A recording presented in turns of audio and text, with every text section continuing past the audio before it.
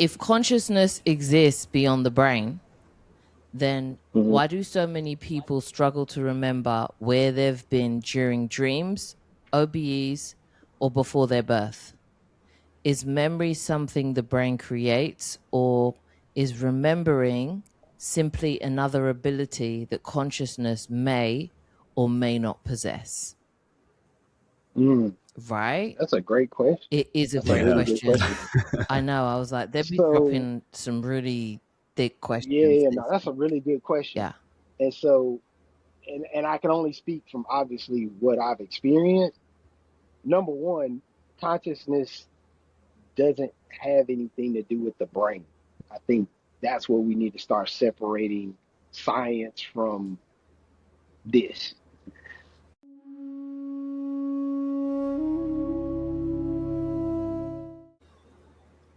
Hello, everyone, and welcome to another episode of Frequency Asks Questions. We are here today with Omondi and Blessed, and of course, Shem. And we are here to answer questions that have been asked anonymously by different community members. So today's question is, what makes an experience real? Which is a very, it's a big question. So we're going to try and tackle it. I'm going to say what they left as their comment as well. I've had dreams that changed my life more than some waking experience ever have.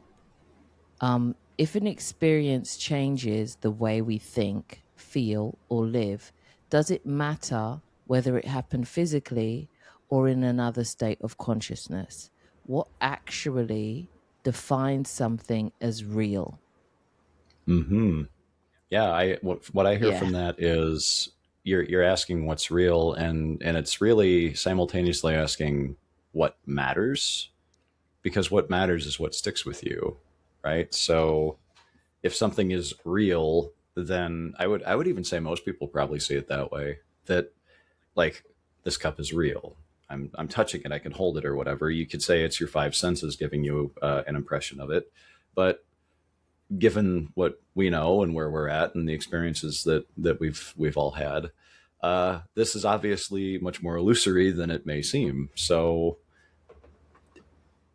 I really think it boils down to the observer deciding whether or not what they are doing is real, which would imply it has some meaning to you. So this cup is real to me. It's got some horrible carbonated, disgusting soda pop in it that I enjoy drinking. That, so that's real to me. But what do you guys think on that? The same thing.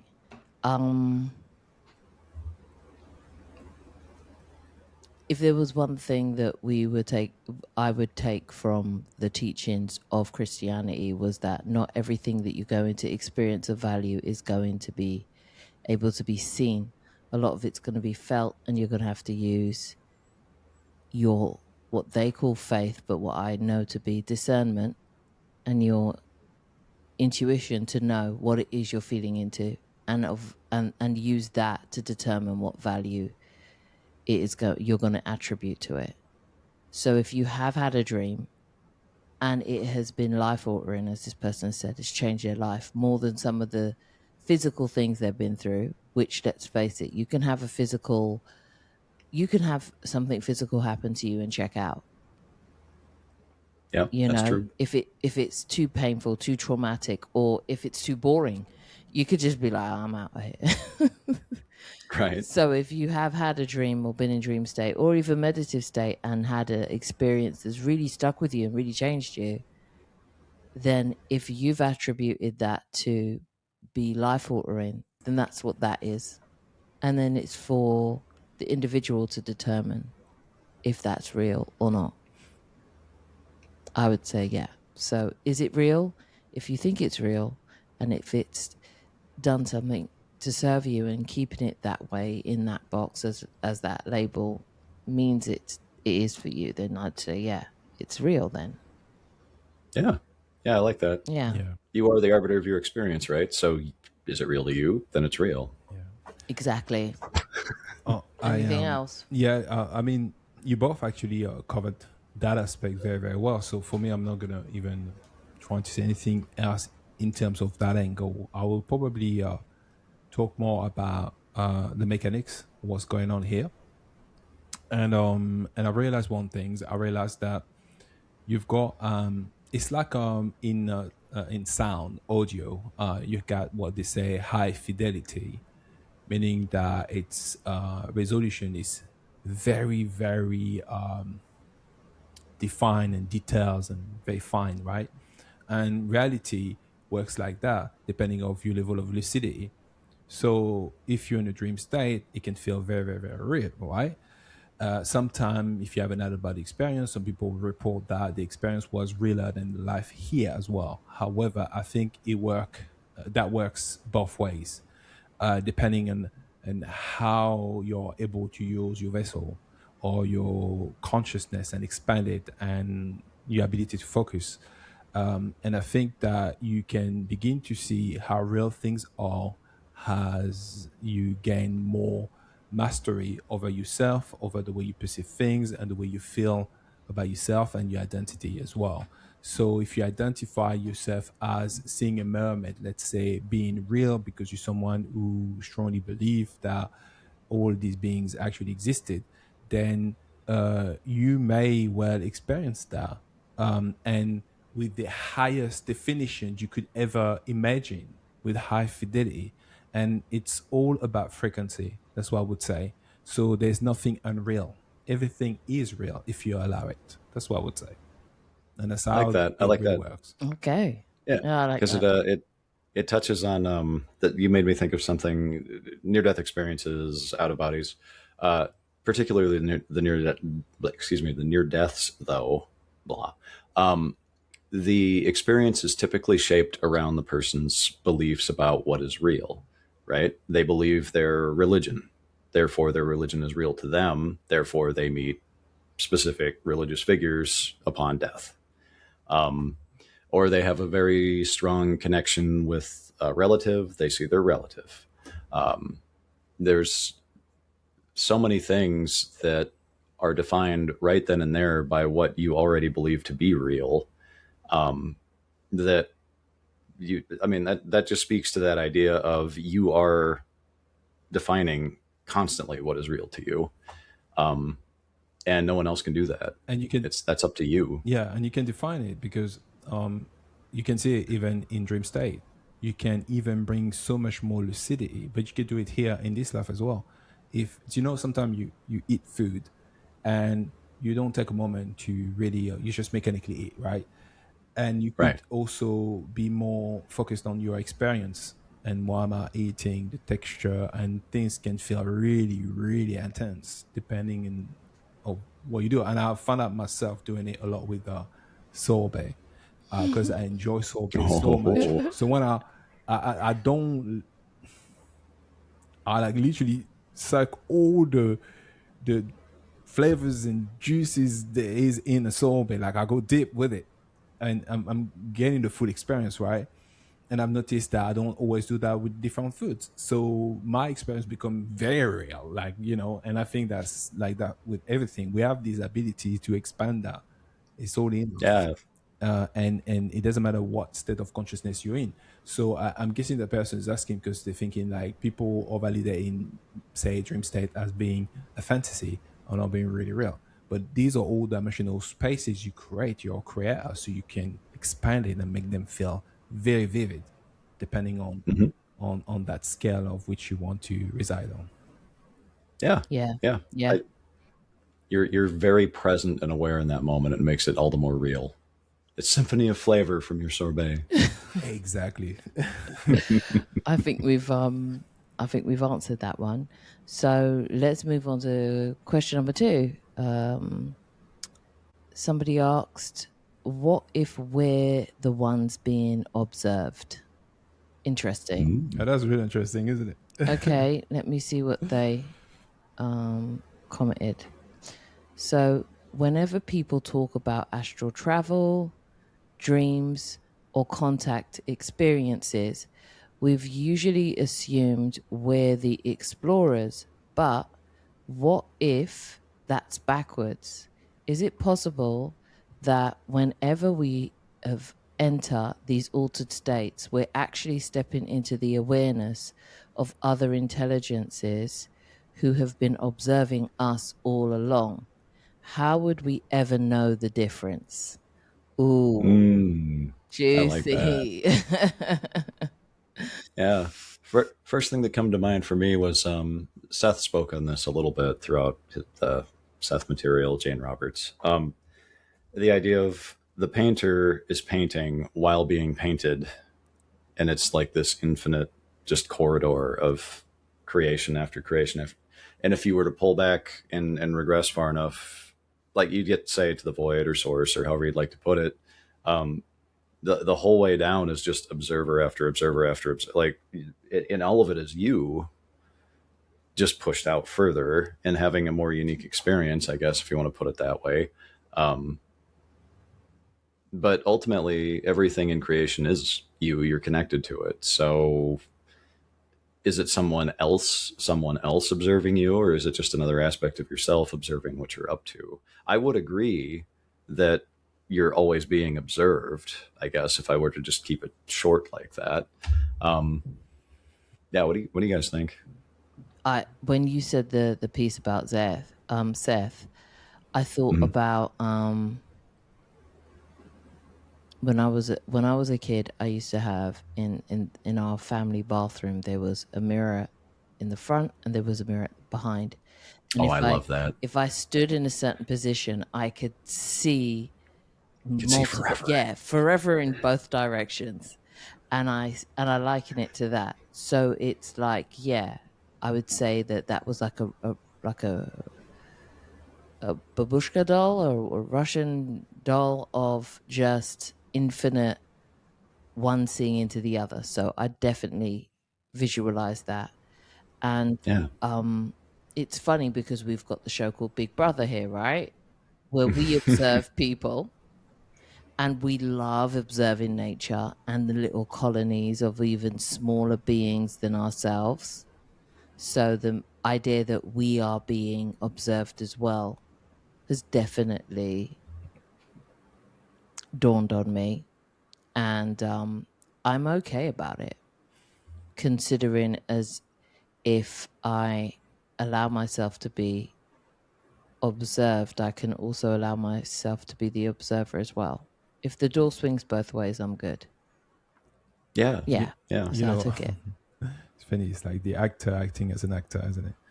And then, and then you saying about these mirrors.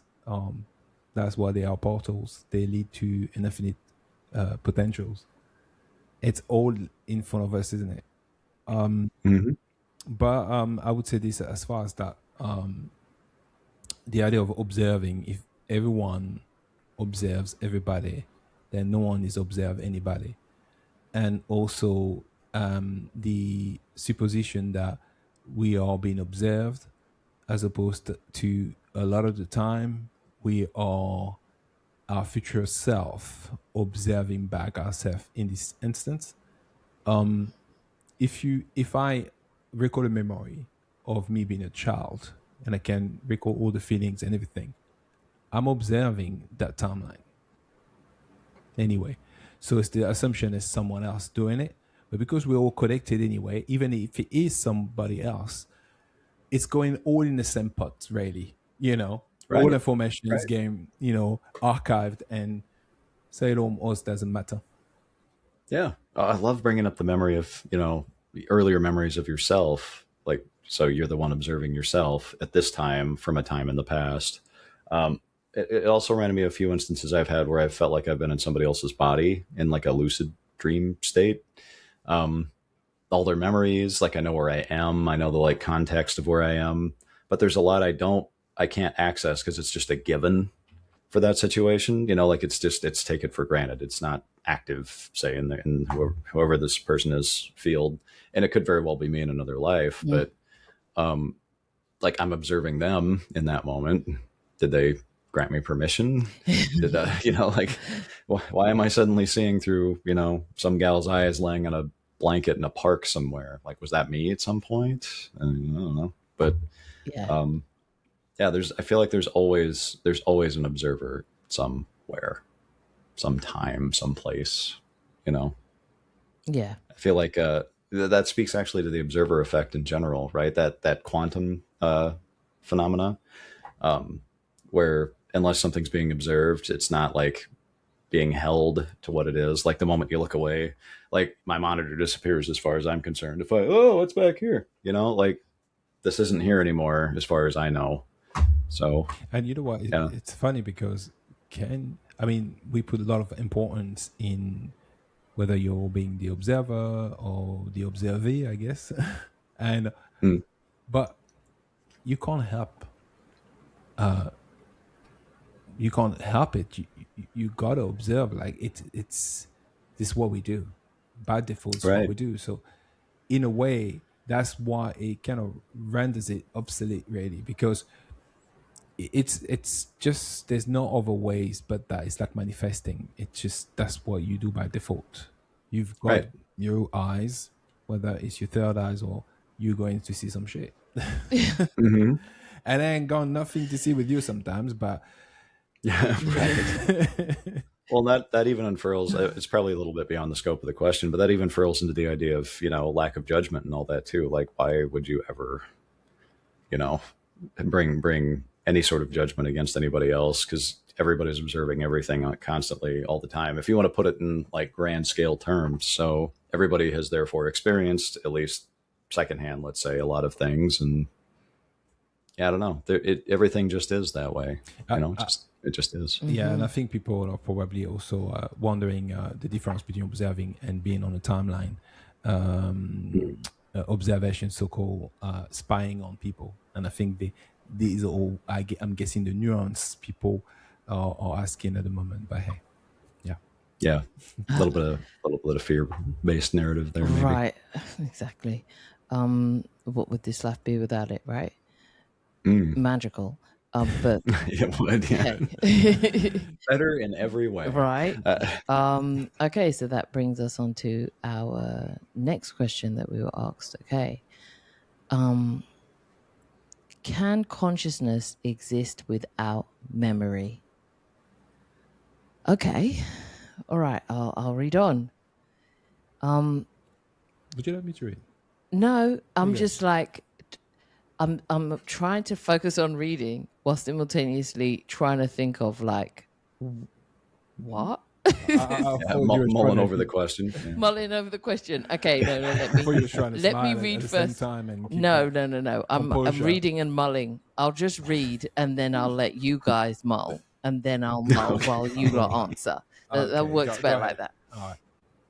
Okay, so can consciousness exist without memory? If consciousness exists beyond the brain, why do so many people struggle to remember where they've been during dreams, OBEs, or before birth? Is memory something that the brain creates, or is remembering simply another ability that consciousness may or may not possess? Wow, you're really coming in with these easy questions this week. Right. Huh. Yeah. I would say that memory is kind of a concept that we have here because it's something that we by default try to like nullify to have the experience, because we couldn't have the experience if we were just tapped in. So we just call it memory, and those are our memories, and we're remembering through the process of this life, in theory, hopefully.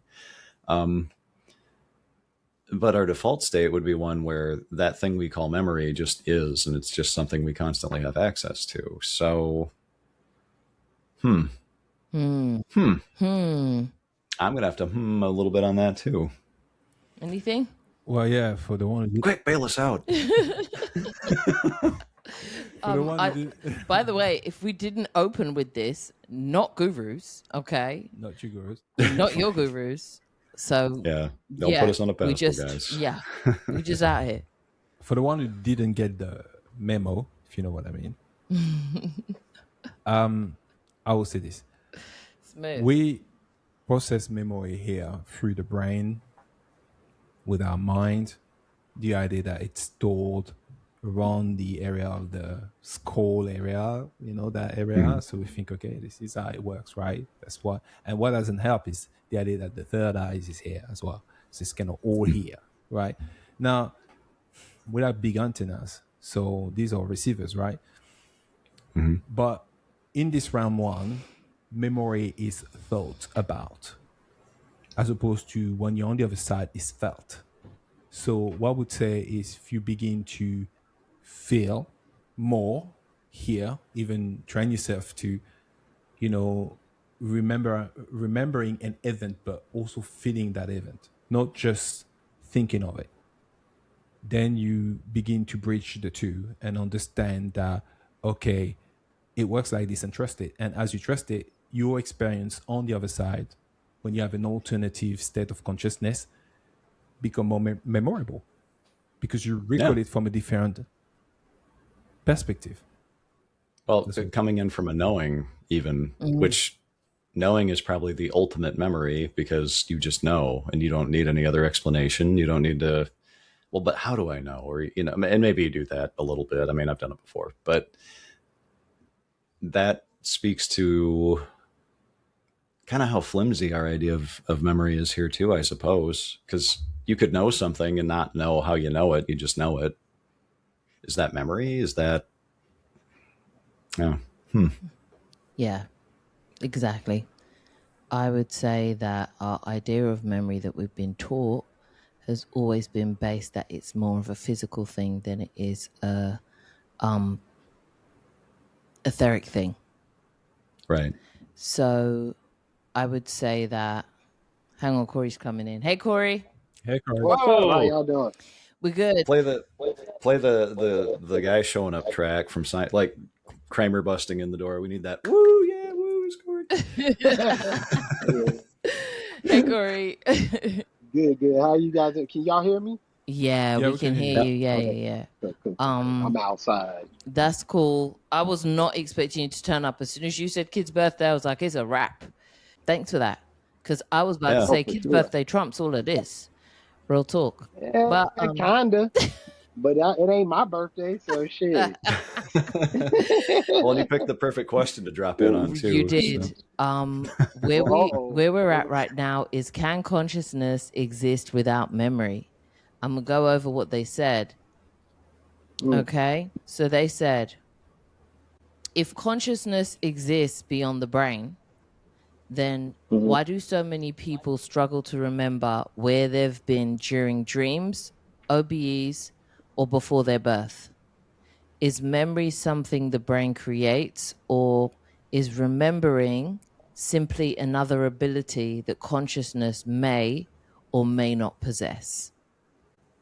Right? That's a great question. It is a great question. I know. I was like, they'd be dropping some really thick questions. Yeah, no, that's a really good question. Yeah. And so, and I can only speak from obviously what I've experienced. Number one, consciousness doesn't have anything to do with the brain. I think that's where we need to start separating science from this. The brain is a processor chip. Basically, it's the brain is here while we're here. It's a part of our flesh suit. It's there for us to interact with the matrix, if you want to call it, whatever we're existing in. It's for us. It's really there to be the processor chip for your five senses. That's pretty much what your brain is. Yeah, it's like our limiter for the experience. Correct. Right? Correct. Yeah. I feel like, and it's a little more than that, because it obviously gives you opportunity to reason and think and do all these other things. But to me personally, it's not even the most important thing in the body. The heart is, because without the heart, you die. You can be brain dead and live the rest of your life, but you can't live without your heart. Heart is the most important thing in your body. It acts as the toroidal field that keeps our souls in our body, so that we don't just pop out while we driving down the street. So that to me is where consciousness really lives, because consciousness is frequency, and the concentration of most of our frequency comes from that toroidal field. Yeah. So I'll say that first. As far as memories is concerned,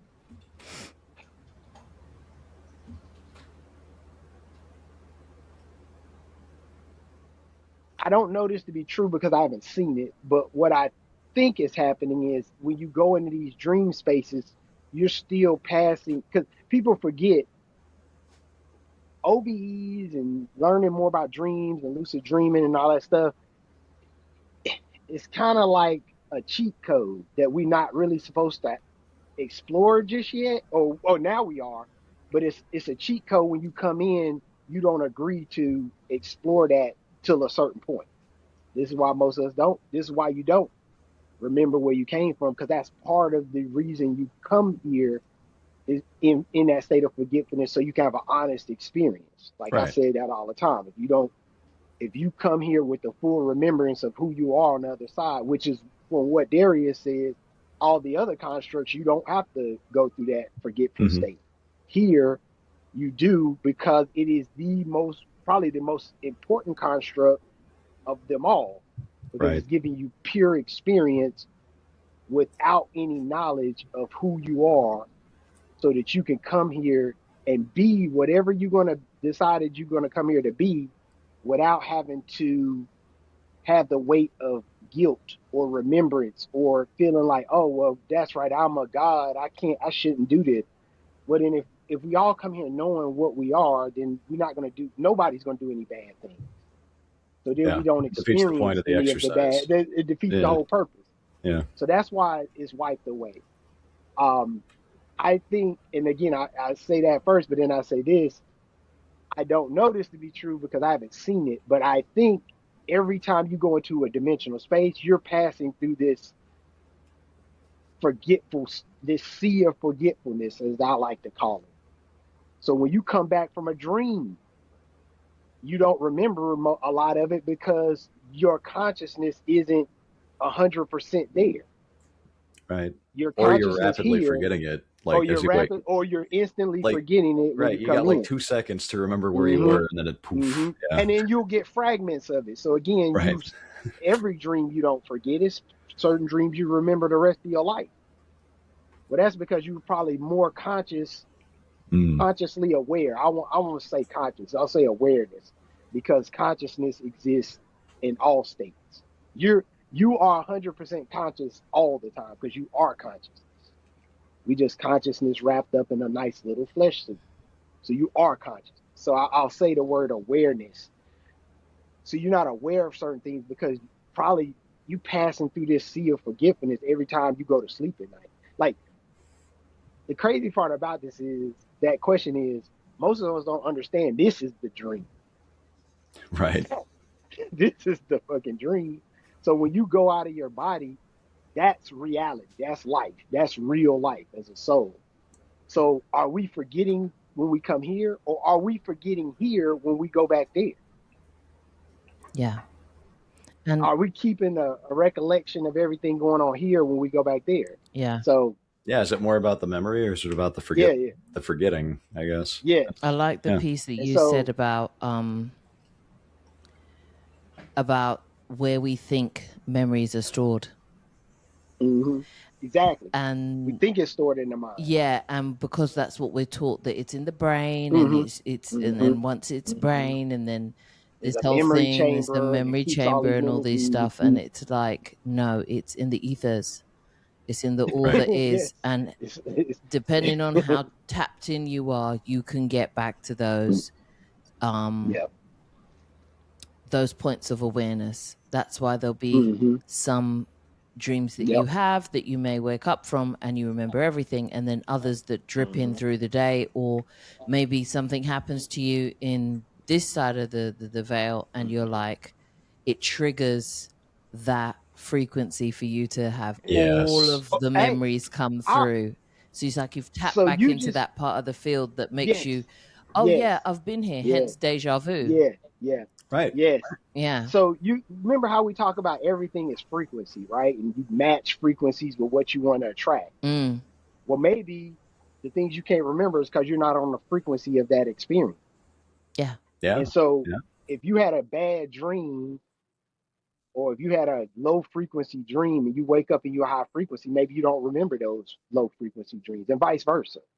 Yeah. You have a great dream and you get up and you don't feel great when you get up, you don't match the frequency of that dream. So maybe that's why you can't remember it. Do you know what I think it is as So well? yeah. I think it's why people are struggling at the moment is as simple as, if I had to really explain what the struggle is about, it would be Mm. you're trying to use a desktop computer the same way you use smartphone and vice versa. Mhm. And what I mean by Yeah. that, it's for the sake of mirroring what this is in terms of memories and how you process emotions, thought, and etc., and how you store things. It's your memory here when you're here on Earth, realm one, let's say. The way you store this, it's not just the brain either. It's the brain with the mind. The mind will be the operating system. Mhm. The brain will be um, the chip you have in the computer, right? And then your body is the whole computer, and you store with the mind, the help of the mind, the operating system. Hence why, if your mind is corrupted, all your observations, all the way you store your memory, all the way you recall this memory will have the corruption tether to it. But then when you're on the other side, it doesn't. The body don't function the same way. Let's say now Yeah. it's more like a smartphone where things are a lot more intuitive and they don't require so much. There's still some sort form of operating system, but it is not with the old heaviness. It is, touch screen. It things feels a lot more magical. And I think what happened is people trying to apply the way they remember things here the same way they remember things in the dream state or in during the OBE. That's why the recall is so Oh, there's difficult, because yeah. it's not with that very heaviness. And let's face it, when you go to school, how did they tell you to remember things? Through repetition, hard working, and Right. keep on going over and over and over things. No, Yeah. Well, in you just yeah, you know so what I mean. you just touched on something that's really I think that's really important to that question even. The idea that things that come in from the other side tend to be like a whole ass thought form on their own.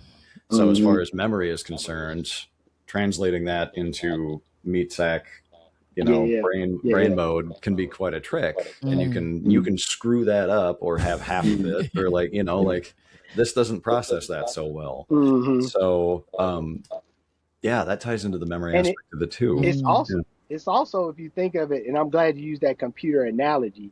Yeah. I don't think on the other side we like a smartphone. I think on the other side we like a hydrogen collider. Like we're like we can do you understand, on that side we can do anything we want. There is no limitation. There is no quantum There's no mechanics hard that disk can space, explain. There is RAM no limits. space Yeah. time. None of that shit exists. So I agree. The first part of your comparison, being here is like being in a desktop. So imagine or actually being here is like being in a smartphone. So think about you trying to download a terabyte worth of information into your iPhone. That shit ain't gonna work. You're gonna get bits and pieces. You listen, I tried to download a video on my phone. It was too many gigs. I was like, oh shit, I gotta go put it on my computer. So you know what I mean? Yeah, So I get you. The thing is, what I'm pointing out, it's the miseducation about what things are, how they work. It's more that. So yeah, you're right. Yeah. In terms of if you wanted to be more practical about it, it would be that. It's just that often, because we don't know what this body do, we don't know what to do with it, and then when we're on the other side, we try to operate the same way we do when we're here. Correct. Can I give an ethereal kind of fairy? Yeah, I love that. Go ahead. A fairy version of it. Here we are still in the belief that we have to store anything. If we operate in because we operate in possession. You do not have to possess these things that are in the ethers because they are always there. You just Yeah, have and you to, are those things. right, you just have to access it as you wish. Holding Correct. it here Correct. is part of surrendering the idea of owning. And once you do that, Yeah. it's easier to tap back into these things because you're like, I don't have to own it. It's in the cloud. Yeah. But Yeah. it's Right. like when someone doesn't accept that there is a cloud, and it might just be easier to just leave it in the Yeah. cloud. Yeah. Exactly. And Yeah. Stop it's worrying Now, if you about think about walking around with it physically. The physical no, stuff can be lost Right. and damaged, and you've got to yeah, take care of it. hell yeah. But Well, it's that if you, myth of separation. yeah, Like, and once you know Well, it's if you in the think, cloud, you're like, oh, I could get yeah, that anywhere I go. and you know what? mm, and The thing is, you said is really relevant as well, because this is what I was talking about, the idea of the operating system. Because an operating system, it's not physical, right? Although you use it here mm, on your computer, right? But when you're on the other side, mm, somewhat you can still use a form of it, which I call it mm, projections. So you are here thinking full-fledged humans on the other side, and do exactly what Shem mm, said. You're here trying to store and that and trying to recall and be like, I gotta remember. No, I've got to focus yeah, there. And I'm not yeah, saying that you can't, but the harder you try, it seems the less you get. Um, So yeah, And plus, I'd also like to add to the person who asks, which is a great question, by the way. There are some concepts that just don't exist here. yeah, So yeah. there is no language. So when you try to explain it, like even as something as You simple can't. as color, there are Yeah. no languages to explain a color that doesn't have an existence here. right. So when you want to remember said color and then re-explain it, or put it down or put it into some words, you won't have the verbiage for it. Hmm. And Yeah, the same language is goes a for limitation set on its a lot own. of concepts yeah. that Right. you When may you think learn on the about other memory, side. Yeah. let me ask y'all what y'all think about this, because it just hit me. Memory in itself, the concept of memory is lack, because you Mm, can only have so much of it. yeah. Yeah. Concept of memory itself, like your mind can only hold something, or like when we use a computer analogy, it can only hold so much data. So The Mm, many memory is, gigawatts. Yeah. and we apply memory to the same thing. mm, So on the other side, you got to remember, here we live in scarcity and lack. We come here to experience scarcity and lack.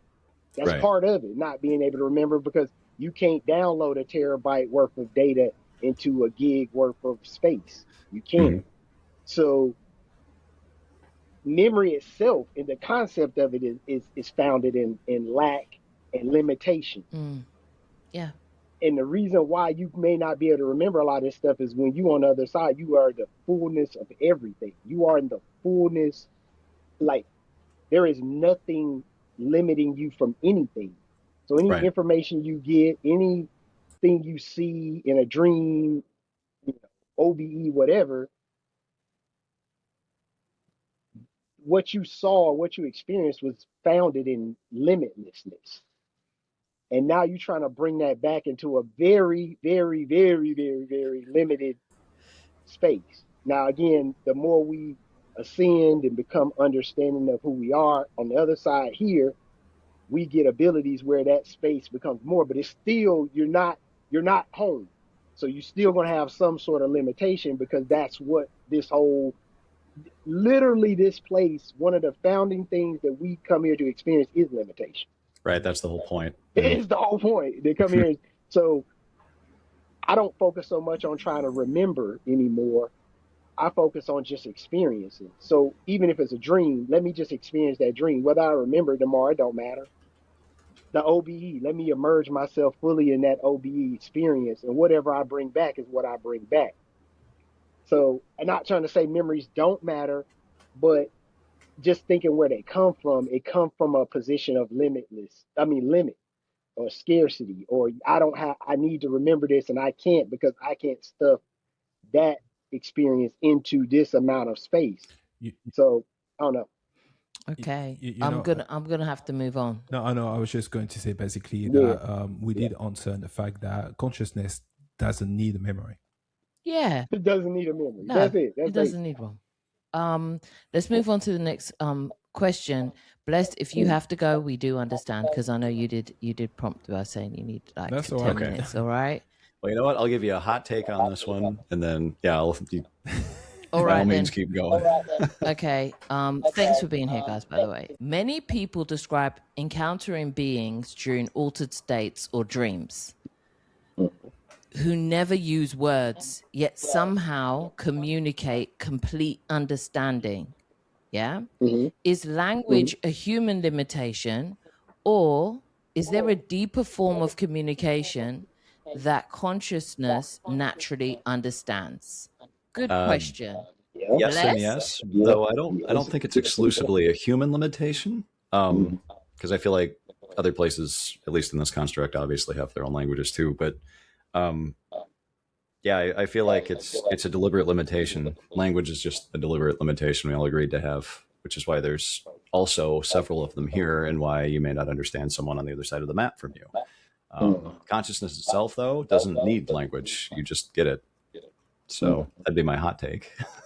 I think that was pretty good. And on that note, you can adequately exit stage left if you have Yes. to. We'll be bowing out. All Have right. a lovely. Au revoir. All right, Bless. Thank you, bro. Take care, guys. Thank Love you. See ya. Thank you. See ya. See ya. All right. Corey, what is your take on that, on communication when it comes to altered states or dreams and languages and communicating? Okay. How do you feel about that? What would you say to someone who asked that? Yeah. What would you say to this person? So, first of all, understanding that dreams, lucid dreams, OB, it's all the same thing. Your soul leaving its body and having experience, whether that's in a dimensional space where you're more conscious and aware of what's going on, or fully come out of your body and you aware. So all those things are pretty much your soul having experience that is not the experience you're having right now. And so I say that to say this. On the other side, there's no talking from what I've experienced. I've never opened my mouth and had a conversation with a being out of my body. Everything I've ever experienced from a communication standpoint has been telepathy. Everything. I can hear their thoughts, they can hear mine. I can hear my thoughts as though it's being spoken audibly, but I know that I'm not yelling or talking out of my mouth. So it goes back to the Psalms 82. Ye are gods. What are the characteristics of a God? They're omnipresent, omniscient, telepathic. So as consciousness, I don't need you to speak to me because in soul form, I know all things. So there's nothing you could tell me. When you think it, I know it. So if you want to have a conversation with me, I'm just reading. Basically, we just reading each other's minds of our thoughts. So language is exactly what Bless said. It's that limitation experience here, so that when we communicate, we are limited in what we can communicate, how we communicate. And so, yeah, I agree with him. That's a limiting experience, and you don't experience on the side because there are no limitations. So, if language is a limitation here, then over there is no language because there are no limits. And so, I've never experienced like actually talking to somebody. I've seen my mother, I've seen my friend, and they've all given me messages, and it was something I just knew. They just gave me a knowing, and I just knew. Oh, okay, got you. Yeah. I've seen beings in my house, and we just look at each other, and it's an automatic like, oh, okay, I know, I get it, and then you move on about your business. So yeah, I agree. There's not really much to elaborate on that. I agree with what both you and Bless has said, and I would say also that, yeah, it's one of the things that we've agreed to come here and experience, which is we knew part of this, the difficulty of being here was going to be separation, and one of those separations are felt via languages. But then we are creator beings. We transmute that by some people being polyglots, by some people coming in and not having their hearing, so being able to create sign language and having multiple ways of being able to reach out. We've been able to reverse engineer it and make it work for everyone. And may I say, now with AI, it's back to square one again, where right. it's like auto dub everything. So now you can watch anything you want. It will be auto dubbed in your language. Yep. And you can understand it. And here we are back again, being able to share information with people from all over the world. Yep. I'm gonna try and elaborate on what you guys said. Agree 1,000% with everything you're saying, with what you said. But I'm gonna try my best to actually explain what my observation as far as languages and communication has been. I've noticed many things. I've noticed many forms of telepathy. So there's the one where you hear a voice in your head. Happen often during hypnagogic state, where someone's communicating with you and you hear the voice the same way I'm hearing you, like an actual voice talking to you. And there's messages that are just messages, so there's no voice, but there's an understanding. I've experienced that as well. And I realized that there's different layers to it as well, even being on the other side. Even during dream state, there is also I feel like an artificial way of making you putting you in this environment where it seems that you're talking to one another as you would talk to people here. So you, because of perhaps the lack of consciousness, awareness, I would say, the lack of awareness, you don't realize that it's all by telepathy. But if you were to recall the experience, you were talking to somebody. And vice versa. When really, if you really start remembering it, you're like, my mouth wasn't actually moving, but we were talking at all. So it's very layered. It's really, and it's very layered. And then you've got like language. I've experienced that on the other side, but there's also people who translate messages in that language, but the way they receive it, they don't receive it. The translation, it's expressed in a way that I guess can be partially understood here, but it's not how the message is being received in the first place. It's just the translations of, and it's done telepathically. But yeah, the result of it is this, or I think that has to see with syllable and resonance, and each of them being a frequency. So all of this to say that basically what I've realized in terms of telecommunication, it is essentially some things you can't see, but you can feel, and it is a frequency. It's expressed in different ways. It's mainly frequencies. But I hope that answers the questions this week. What I will say is thank you for all of your questions. Some of them have been hard to answer, I ain't gonna lie. And we did our best. We're not your gurus. Anyone else who has any answers to these questions, if you want to just drop them in the comment section to help this person out, that would be great. And we will be back. This series is expanding, and we are all thankful for all of your comments and all of your inputs that you've been doing weekly. Really appreciate it as we grow. If you want to reach out to any one of us, we all have our services and our own communities that you can reach out to. All of the contacts will be in the description. And yeah, it's been a wonderful episode again. And we will see you around on the Tinternet. Until next time for Frequency Asks Questions. Much love to all of you. And see ya. See ya.